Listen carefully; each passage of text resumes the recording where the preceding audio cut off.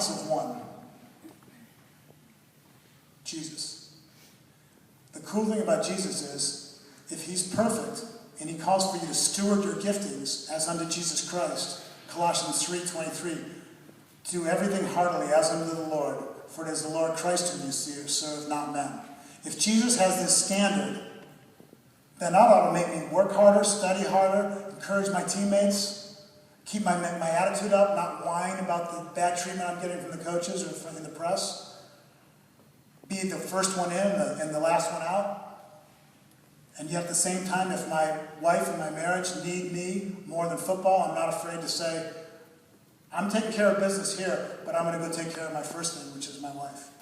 So having an audience one pulls you up to a higher standard. But the other cool thing about it is, if you get benched after throwing 3 interceptions and they boo you and you don't get on the field for 2 more years, you're loved unconditionally and you didn't lose one bit of your identity, because that audience of one said, I put my righteousness into you, I made you my child, I've adopted you, you're going to heaven with me, and I can use you to help some of the guys in this airplane on the airplane ride back from the New England game who haven't been thinking you're Mr. Cool as a Christian third-string player, but now that their marriage is struggling and their wife is kind of upset about the affair they had, they're going to come sit down next to me and ask me questions, and can I help them?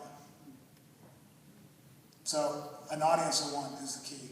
And I did say that having Christian friends, that didn't mean I wasn't friends with the non-Christians, but I hung with the Christian guys a lot. We had a prayer group, we were accountable. When I was on the Eagles, Reggie White, who is now deceased, best defensive player in the history of football, he brought us Christians in the sauna, which was broken, and we had a private prayer time every morning when we practiced.